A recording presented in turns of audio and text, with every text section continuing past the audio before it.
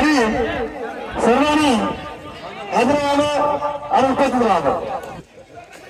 ఛత్రపతి శివాజీ మహారాజ్ కి, ఛత్రపతి శివాజీ మహారాజ్ కి, జై శివాజీ, ఛత్రపతి శివాజీ మహారాజ్ కి, జై శ్రీరామ్.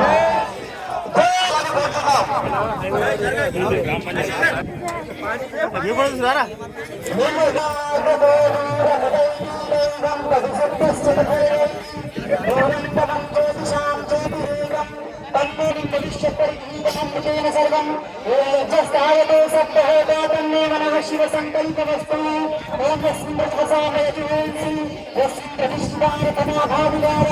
వస్తు చిత్తం సర్వభూతం ప్రజానాం ప్రజీవం తన్నో మనః శివ సంకల్పమస్తు. ఓం గురు బ్రహ్మ గురు విష్ణు గురుదేవో మహేశ్వర గురు సాక్షాత్ పరబ్రహ్మ తస్మై శ్రీ గురవే నమః. యోగం విరేది వాచారం బ్రహ్మూలం వైవేకి వ్యక్తిపాతమహం వందే పరమానందమాతరం.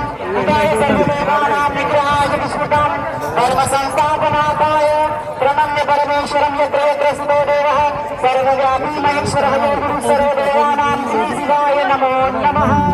దానికి హైల మ్యాస్ లైట్ పెట్టడం అయితే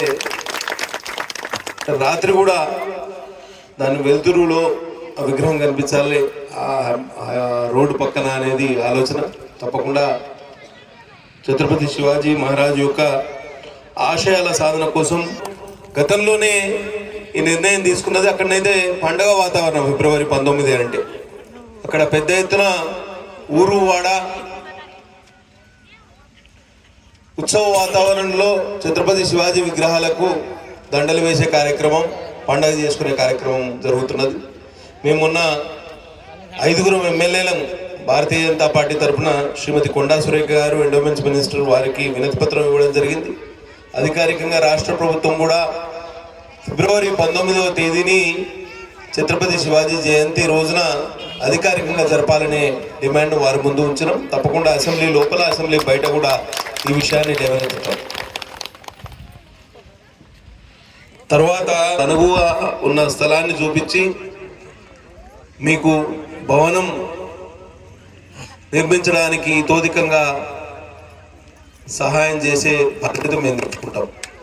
కాబట్టి ఆర్య సంఘం భవనం సిర్పూర్లో తప్పకుండా త్వరితగతిన పూర్తి చేసేందుకు నిధులు సమకూరుస్తాం. డిఎంఎఫ్టి నిధులు కానీ, ఏసీడీపీ నిధులు కానీ మీకు సమకూర్చి ఇవాళ ఆర్య సంఘం భవనం కూడా పూర్తి చేసుకుందాం. తర్వాత ఛత్రపతి శివాజీ మహారాజ్ యొక్క విగ్రహం కావాలి సిర్పూర్ మండల కేంద్రంలో అనే డిమాండ్ చాలా కాలంగా ఉంది. తప్పకుండా దాన్ని కూడా అనువుగా ఒక స్థలాన్ని చూసి ఆ విషయంలో కూడా చొరవ తీసుకుంటాం.